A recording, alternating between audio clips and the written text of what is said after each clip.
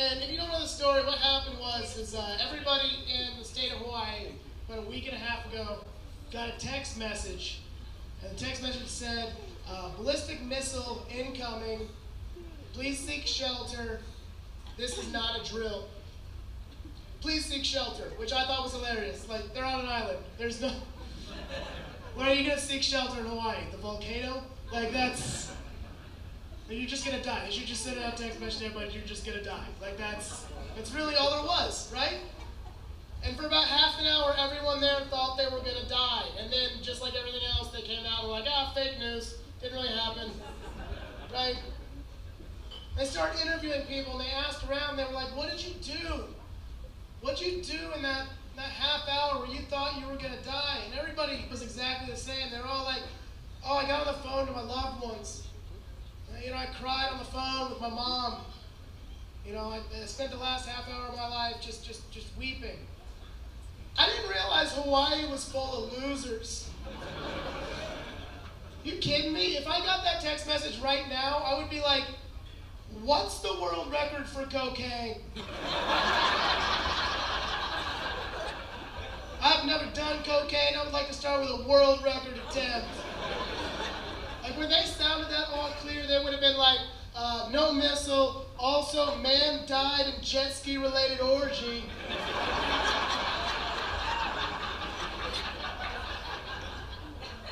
How is there not one person out there that's not happy to have lived through that? Because I wouldn't have wanted to live through that. They would have been like, it's all fine. I've been like, no, it is not. I can't afford tomorrow. I just spent my 401k getting the Skywriter right. Get my money now, bitches, above Chase Tower.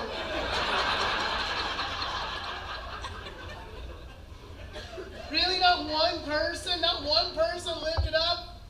Not one person just sent a picture of their butthole to everyone in their contacts list?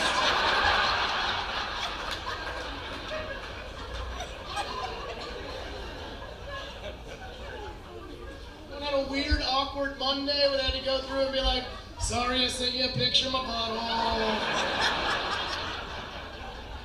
Please don't write me out of the will, Grandma.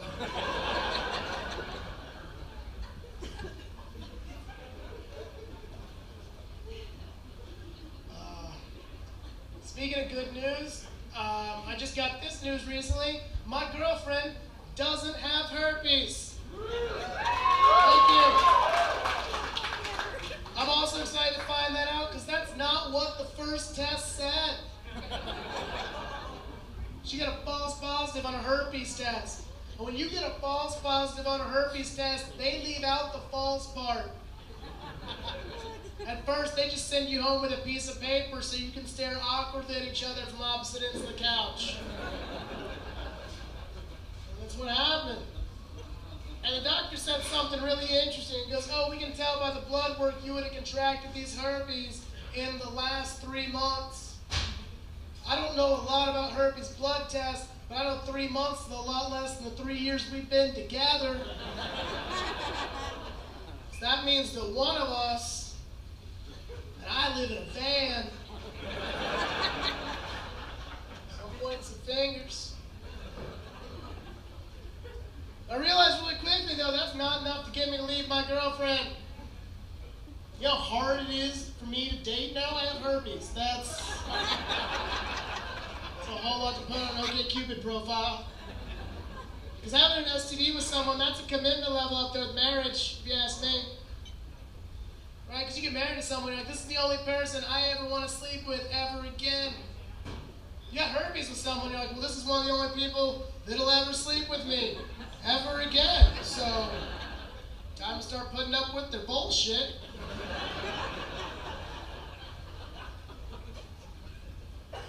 I went with her to the follow-up appointment. I wanted to make sure everything was on the up and up, you know? Felt like I was on the line a little bit. We went to her gynecologist office and walked into that waiting room / George O'Keeffe Museum. The reference just sailed. I went all the way back. I went back with her. I wanted to see the exam room. She turned to me. She was like, she's like, you can come, but are you sure you're ready for this? I was like, yeah, I've seen it all before. Take me back there. I want to see the torture chair. Show me the Rackerman spreadums. Let's do this. We get back there. First thing I find out is that my girlfriend's gynecologist is a dude. No, I wasn't ready for that. I didn't even know that was legal. Right? Because I don't know if watching another man's speculum your girlfriend counts as cuckold. But I got a boner, so it worked. I know what to Google now. Learned some things back there. Check my girlfriend's pH balance, like she's a fucking jacuzzi. I didn't know they were gonna do that. I didn't know they were gonna dip a strip in her. It's important, isn't it, ladies? Can't let your pH get too high, because that makes you a basic bitch. That's a fun chemistry joke. You really appreciated that, didn't you, sir? Thank you. You a chemistry professor? Is this far south? That's about the only people I could hope to get those jokes. Oh, you're all right.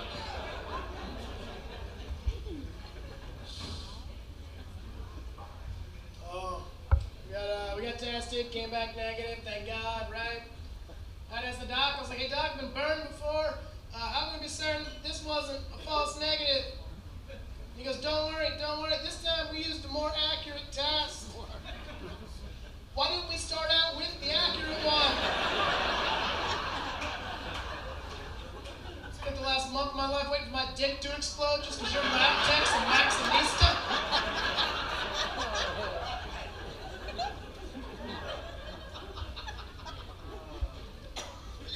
Just let you guys know, my girlfriend probably has herpes now.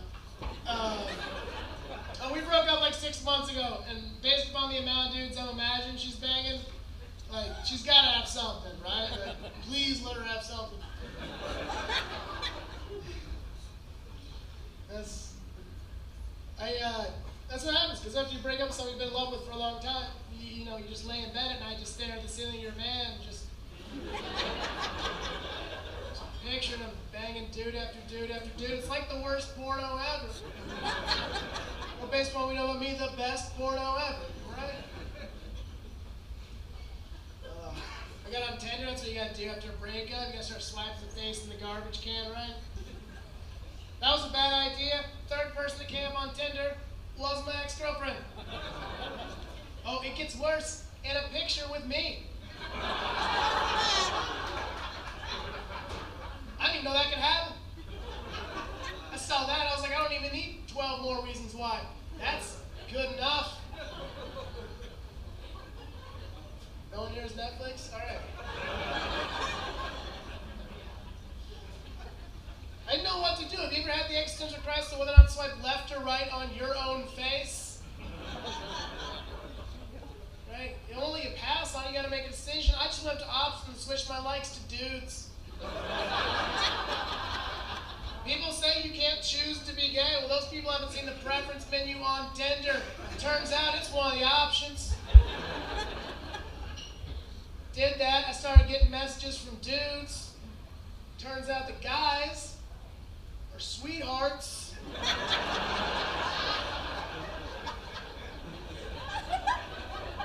First message I got was from a guy who goes, "You have beautiful eyes."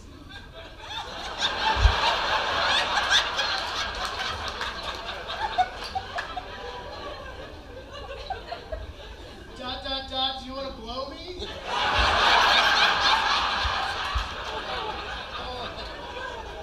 Yeah, kinda.